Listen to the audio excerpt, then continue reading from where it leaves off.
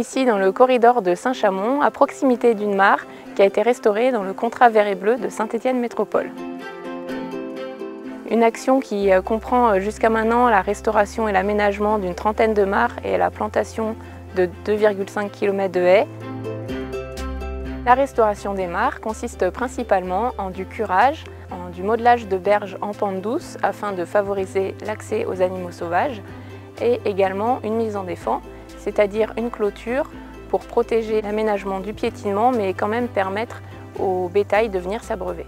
La prochaine session de travaux comprend la restauration d'environ 30 mares et la plantation de 1,5 km de haies sur les monts du Jarret.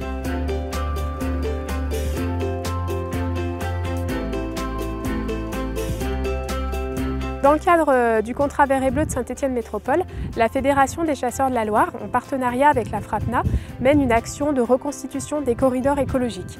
Et plus particulièrement, donc, on fait de la plantation de haies. Les haies, en fait, sont un écosystème très intéressant et très important pour la faune sauvage parce qu'elle permet en fait de fournir de la nourriture pour la faune. Et également, c'est un abri qui permet à la faune de se cacher, mais également de se déplacer donc d'un endroit à un autre. Les haies ont aussi un intérêt pour l'agriculture puisqu'elle permet de limiter l'érosion des sols. Elle permet également de protéger le bétail contre le vent et également contre la chaleur puisque quand il fait très chaud, ça permet d'avoir un ombrage pour les animaux. Et également, ça permet de protéger les cultures, pareil pour le vent et la chaleur pour les mêmes raisons. Pour le compte de Saint-Étienne Métropole, qui est pilote de l'action, nous rencontrons des propriétaires et des exploitants qui sont intéressés par cette démarche de plantation de haies. On les rencontre sur le terrain et on établit avec eux vraiment le projet d'aménagement pour que ça corresponde vraiment aux besoins aussi de l'agriculteur. Et une fois que le dossier est calé, on établit une convention. Les propriétaires ainsi que les exploitants agricoles s'engagent donc à maintenir les différents travaux sur une durée de 15 ans. Les plants qui sont utilisés lors des plantations proviennent du territoire. En fait, ils ont un label qui s'appelle végétal local. Et ces plants proviennent de graines qu'on a ramassées sur le territoire de Saint-Étienne Métropole, qu'on a ensuite envoyées chez un pépiniériste qui nous les met en culture et ensuite nous fournit de nouveau avec des jeunes plants qu'on peut utiliser lors des plantations sur le territoire. La LPO Loire est partenaire avec Saint-Étienne Métropole dans le cadre du contrat vert et bleu.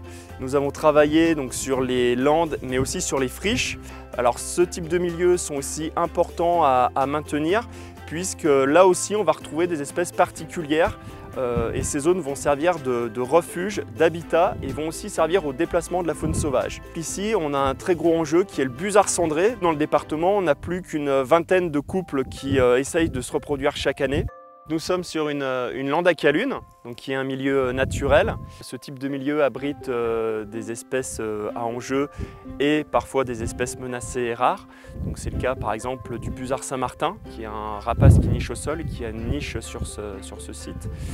Et aussi de l'angoule vent d'Europe, qui est aussi un oiseau nocturne, lui, qui niche à même le sol. Pour effectuer ce travail, la LPO Loire a fait un premier repérage sur photo aérienne. On a sélectionné les parcelles qui nous semblaient présenter le plus d'enjeux pour effectuer des inventaires sur les oiseaux. Nous avons rédigé des fiches descriptives pour chaque site qui proposent des actions de gestion à mettre en place parce que maintenant ce qui va être intéressant c'est de passer des conventions avec les propriétaires pour pouvoir maintenir tous ces habitats dans un état favorable pour la biodiversité et si besoin pouvoir effectuer des travaux de restauration ou des travaux d'entretien. Pour conduire ce travail de conventionnement, la SAFER est partenaire. C'est cette structure qui va contacter les propriétaires et leur proposer la mise en place de conventions de gestion. Si les propriétaires sont d'accord, on pourra élaborer avec eux un plan de gestion et mettre en œuvre des travaux de restauration ou de gestion qui seront financés par le contrat. Le Conservatoire d'espaces naturels Rhône-Alpes est une association qui est devenue partenaire de Saint-Étienne Métropole dans le cadre de ce contrat pour l'appuyer sur un certain nombre d'actions, dont celle de gérer des milieux naturels. C'est vraiment dans les gènes du conservatoire. Notre idée, c'est de proposer une offre écologique maximum à la nature. Donc on va conserver des arbres et des bosquets, on va conserver les mares s'il y en a dedans, on va conserver des petits buissons et on va conserver des espaces de prairies. Donc pour ça, on a besoin d'aide extérieure et on a la chance d'avoir ici un éleveur de moutons, le GAEC des Lacones.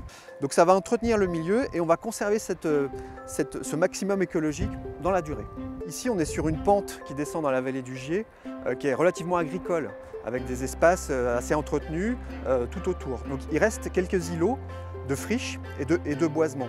Donc on s'est intéressé à ces friches parce que c'est un lieu de refuge du coup pour la faune et pour la flore, où finalement peu d'espèces vont pouvoir profiter. Donc nous on réouvre partiellement pour offrir des niches écologiques.